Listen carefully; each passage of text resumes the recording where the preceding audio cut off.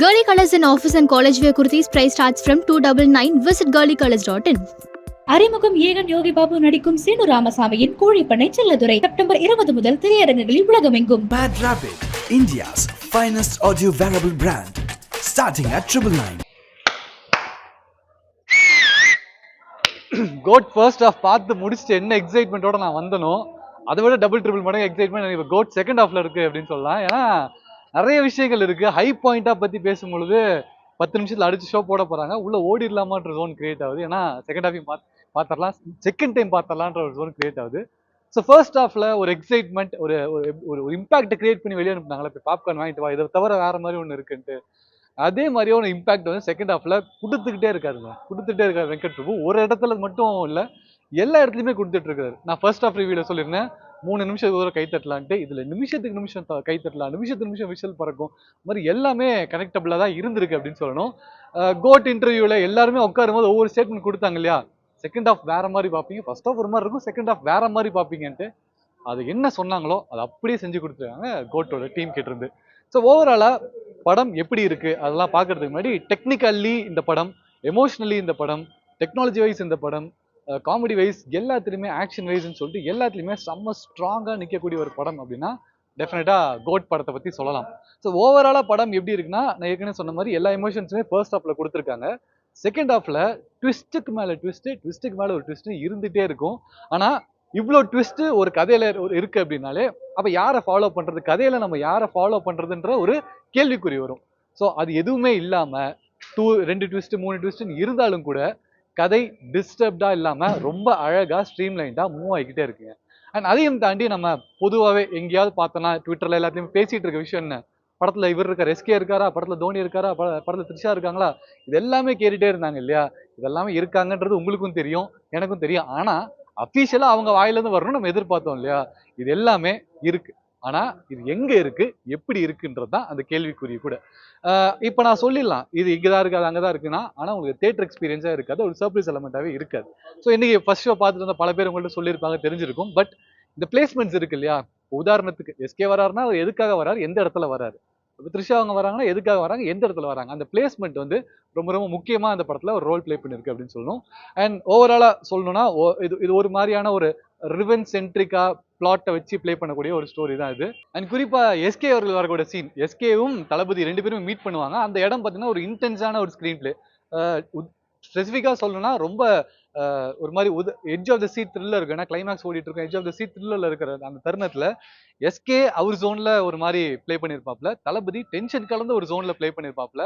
இது ரெண்டுத்துக்கும் சேர்த்து வெங்கட் பிரபு அவரோட ஜோன்ல அந்த ஸ்கிரீன் பிளேவோட அமைந்த அந்த விதம் இருக்கு இல்லையா, ரொம்ப எக்ஸப்ஷனலா இருக்கும். அதே மாதிரி த்ரிஷா அவங்க வர்ற சீனா இருக்கட்டும், ஏன்னா நம்ம ஏற்கனவே நம்ம டீகோடிங்ல கூட சொல்லியிருப்போம், மற்ற சாங்ல த்ரிஷா அவர்கள் வரதுக்கான வாய்ப்புகள் நிறைய இருக்கு அப்படின்னு. ஏன்னா லிரிக்கே த்ரிஷா அவர்களை மீன் பண்ணி தான் இருக்கணும்னு சொல்லியிருந்தோம் இல்லையா, அதுதான் நடந்திருக்கும் கூட. ஸோ த்ரிஷா அவர்கள் வர அந்த சீனுமே வந்து பிளேஸ்மெண்ட்டா ரொம்ப அழகா இருக்கு. அந்த பாட்டு வரதுக்கு முன்னாடி ஒரு இன்டென்ஸான ஒரு சீரியஸான ஒரு ஸ்கிரீன் பிளே போயிட்டு இருக்கும், ஏதோ ஒரு இம்பாக்ட் ஒன்று கிரியேட் பண்ணிருக்கும், ஒரு தப்பான ஒரு விஷயம் நடந்திருக்கும். முடிச்சதுக்கு அப்புறமா த்ரிஷாவோட ஒரு சாங் அப்படிங்கும்போது நிறைய ஒரு ரோலர் கோஸ்டர் மாதிரி mixed emotions, ups and downs அப்படின்றது படத்துல இருந்துட்டே இருந்தது. ஒரு நல்ல படத்துக்கு இது ரொம்ப முக்கியம்னு நான் பாக்குறேன். குறிப்பா இவ்வளோ ஸ்டார் காஸ்ட்டை வச்சு விஜய் சார் மாதிரி ஒரு மிகப்பெரிய லெஜெண்ட் வச்சு கமர்ஷியல் சினிமா எடுக்கும்போது இதெல்லாம் ரொம்ப ரொம்ப முக்கியம் நான் பாக்குறேன், அப்ஸ் அண்ட் டவுன்ஸ் எல்லாமே. இதையும் தாண்டி கேப்டன் விஜயகாந்த் அவர்கள் பத்தியுமே நம்ம பேசியிருக்கோம், அது கன்ஃபர்மேஷனாவே அஃபிஷியலா வராரு அப்படின்றதையுமே நம்ம ப்ரொடக்ஷன் சைட்ல இருந்து, டைரக்ஷன் சைட்ல இருந்து எல்லாமே சொல்லிட்டாங்க. பட் கேப்டன் விஜயகாந்த் எப்போ வராரு, அவரோட பிளேஸ்மெண்ட் எங்க இருக்குன்றது இந்த படத்துல இன்னும் முக்கியமான ஒரு ஆடட் வேல்யூ தான். ஸோ அதை படமா நீங்க பார்க்கும்போது இந்த ஒவ்வொரு பிளேஸ்மெண்ட்ஸை பத்தியும் உங்களுக்கு கிளியரா புரியும், அழகா கன்வேயும் ஆகும் அப்படின்னு சொல்லணும். குறிப்பா இந்த கிளைமேக்ஸ் போர்ஷன், கிளைமேக்ஸ் எனக்கு தெரிஞ்சு ஒரு 15 to 20 மினிட்ஸ் டிராவல் ஆகும்னு நினைக்கிறேன் கிளைமேக்ஸ் மட்டுமே. அந்த கிளைமேக்ஸ்லயும் ஒரு இன்டென்ஸான ஒரு விஷயம், நீங்க ட்ரெய்லர் என்ன பாத்தீங்கன்னா அதாங்க கிளைமேக்ஸ், ஸ்பாய்லர் அதெல்லாம் எதுவுமே கிடையாது. ட்ரெய்லர்ல நீங்க என்னத்தை பாத்தீங்களோ அதுதான் கிளைமேக்ஸ், ஒரு பாம் அதுதான் கிளைமேக்ஸாகவும் இருக்குது.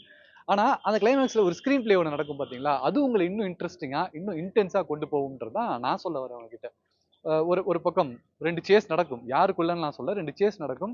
அதுல ஒரு ஒரு விஷயத்தை தேடி போவாங்க, ரொம்ப ரொம்ப சீரியஸா ஃபாஸ்டா மூவ் பண்ணிட்டு நடக்குமா நடக்காதான்னு எட்ஜ் ஆஃப் த சீட்ல உட்காந்துட்டு இருக்கும் பொழுது ஒரு ஹைப்பு, ஒரு ஹியூமரு, ஒரு கூஸ் பம்ப்ஸ் மூமெண்ட், இது எல்லாமே கலந்து ஒரு நபரால கொடுக்க முடியும்னா டெஃபினெட்லி அது வெங்கட் பிரபு அவர்களால் மட்டும்தான் முடியும். அண்ட் இன்னொரு சின்ன ரெக்வஸ்ட் என்னன்னா, படத்தை பாக்குறீங்க அப்படின்னா நல்ல சவுண்ட் சிஸ்டம் இருக்கிற தியேட்டர்ல தயவு செஞ்சு பாருங்க. ஏன்னா இந்த பிஜிஎம்லாம் இருக்கு இல்லையா, பிரிச்சு மேஞ்சிருக்காருங்க. BGM literally Yuvan set the screens on fire in terms of BGM அப்படின்னு தான் சொல்லணும். சின்ன சின்ன கண்கள் பாட்டு கேட்டிருப்போம். ரொம்ப மெலடியா ஃபேமிலி சென்ட்ரிக்கா வரக்கூடிய பாட்டு தான் அது. அது இருந்தாலும் அந்த சின்ன சின்ன கண்களை வச்சு ஒரு தீம் மியூசிக் கிரியேட் ஆயிருக்கும். அது எடிஃபை பண்ணி ஒரு ஹீரோயிக் மொமெண்ட்டை கிரியேட் பண்ணி கொடுத்துருக்குது அப்படின்னா டெஃபினெட்லி இந்த ஓஜி யுவனால மட்டும்தான் முடியும். அவ்வளோ அழகான background score from Yuvan Shankar Raja. இதெல்லாம் முடிச்சதுக்கு அப்புறமா ஒரு படத்தை பார்த்துட்டு வெளியே வரும்போது, பொதுவாகவே வெங்கட் பிரபு அவர்கள் படம்னா படம் முடிச்சோடனே ப்ளூப்பர் ஓடும். இந்த படத்துக்கு ப்ளூப்பர் ஒரு 3 நிமிஷத்துக்கு நாங்கள் எடிட் பண்ணி வச்சிருக்கோம் அப்படின்னு சொல்லுவாங்க. ப்ளூப்பர் ஓட ஆரம்பிக்கிறதுக்கு முன்னாடி வெங்கட் பிரபுவோட ஸ்டீரியோடைப் என்னன்னா, தளபதி விஜய் ஆஸ் காந்தி, பிரேம்ஜி ஆஸ் இது, இவங்க ஆஸ் இதுன்னு சொல்லி ஒரு டைட்டில் கார்டு மாதிரி வரும் இல்லையா, கிரெடிட் ரோல் வரும். அது முடிச்சதுக்கு அப்புறமா மார்வல்ல வர மாதிரி ஒரு போஸ்ட் கிரெடிட் சீன் ஒன்று வச்சிருக்காரு. இந்த போஸ்ட் கிரெடிட் சீன் வச்சதுக்கு அப்புறமா தான் உங்களுக்கு ப்ளூப்பரே வருது. அதுக்கு முன்னாடி யாரும் தேட்டர் விட்டு வெளியே வந்துட்டாங்கன்னா அதையும் பார்த்துட்டு வாங்க. அது ஒரு மிகப்பெரிய லீடு உங்களுக்கு கிரியேட் பண்ணும். ஸோ இதையும் தாண்டி இந்த படத்தினுடைய மிகப்பெரிய ஃபுட்டேஜ் ஒன்று வந்து லீக் ஆயிருக்கு. எப்படின்னா, அது ப்ரொடக்ஷன் சைட்லேருந்து லீக் ஆயிருக்கு. இன்ஃபேக்ட் ஷூட்டிங் போகிறதுக்கு முன்னாடியே ஃபர்ஸ்ட் ஃப்ரேமாவும் லீக் ஆயிருக்கு.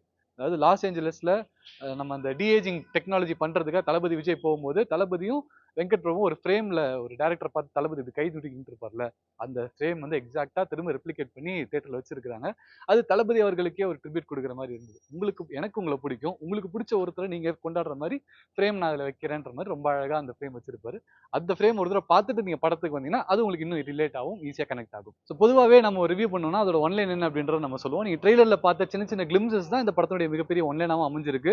வெங்கட் பிரபு சொல்ற மாதிரி நீங்க ரொம்பலாம் யோசிக்க தேவையில்ல, ரொம்ப கிளீனான ஒரு படம் அப்படின்னு சொன்னாரு. அது உண்மையும் கூட.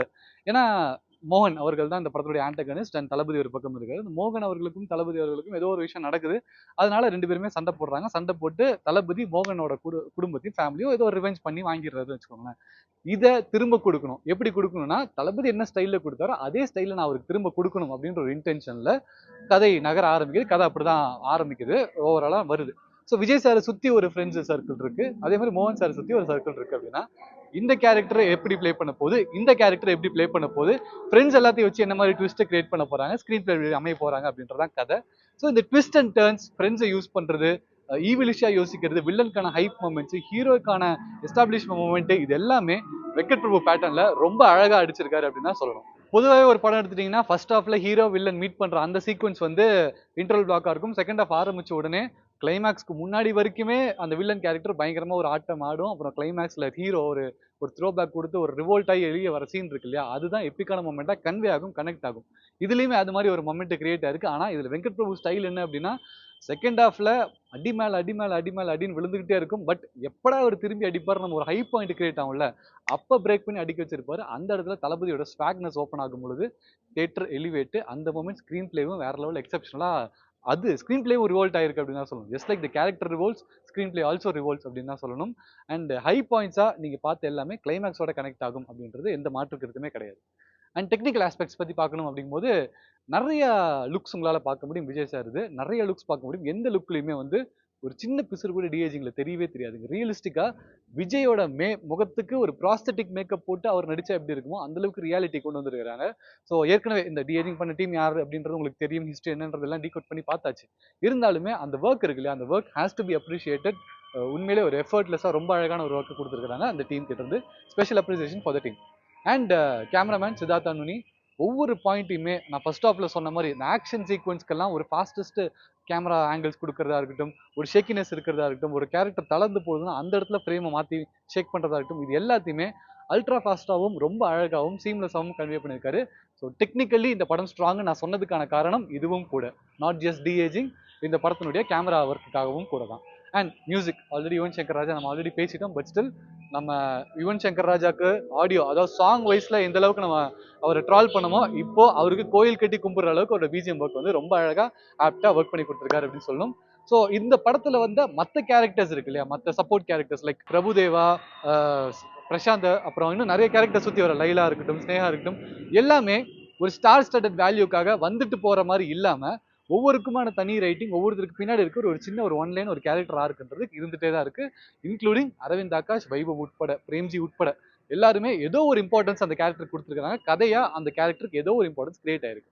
சும்மா ஒரு ஸ்டார் ஸ்டட்டட் கேரக்டரா, ஸ்டார் ஸ்டட்டட் ஷோ நான் கொடுக்கணும் அப்பதான் ஹைப் இருக்கும் அப்படின்ற மாதிரி இல்லாம, தளபதி மட்டும் இருந்தாலே இந்த படம் எக்ஸப்ஷனலா ஹைப் தான். பட் இந்த கேரக்டர்ஸை யூஸ் பண்ணாலுமே ரொம்ப அழகாவும் ப்ராப்பராகவும் அந்த கேரக்டருக்கும் அந்த ஆர்டிஸ்டுக்கும் மரியாதை கொடுக்குற விதமா இந்த படம் கேரக்டர், களம் எல்லாமே அமைஞ்சிருக்குன்னு தான் சொல்லணும்.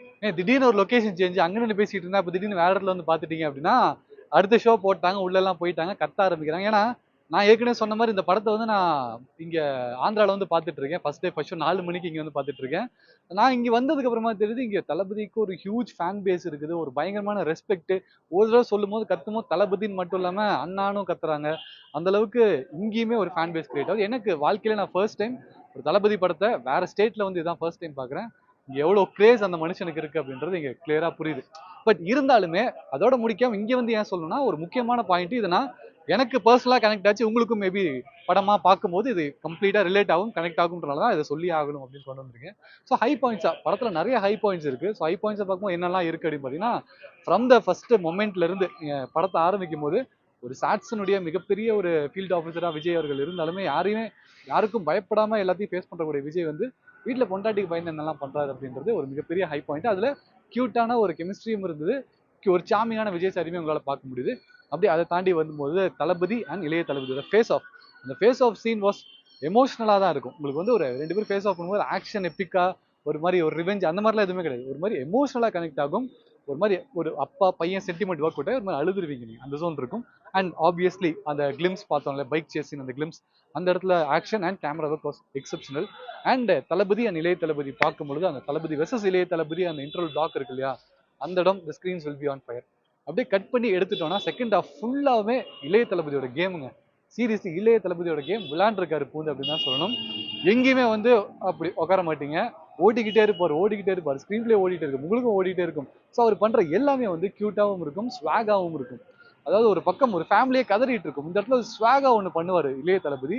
அந்த அளவுக்கு எவ்வளோ ஒரு ரூத்லெஸ்ஸான ஒரு கேரக்டர் அவர் பண்ணியிருக்காரு, நம்மளுக்கு ஈஸியாக கனெக்ட் ஆகும். குறிப்பா கிளைமேக்ஸ் கொஞ்சம் லென்த்தியா ஃபீல் ஆனாலும் கிளைமேக்ஸ் நீடட் தான். ஹை பாயிண்ட்ஸ் அண்ட் ஆப்வியஸ்லி நம்ம பேசுனது கேட்டது தோனி மேட்டர். எங்க தோனியும் தளபதியும் இன்டகிரேட் பண்ணியிருக்காங்க, எப்படி அந்த தோனியுமே தளபதியுமே கனெக்ட் பண்ணியிருக்காங்கன்ற கேள்விக்குறி, மிகப்பெரிய கேள்விக்குறி. இப்போ தெரியுது ஏன் வெளியே சொல்லாமல் இருந்தாங்க அப்படின்ட்டு. இது நீங்கள் படமாக பார்க்கும்போது உண்மையிலேயே அது சர்ப்ரைஸ் எலமெண்ட்டாக இருக்கும், உங்களுக்கு கன்வே ஆகும்.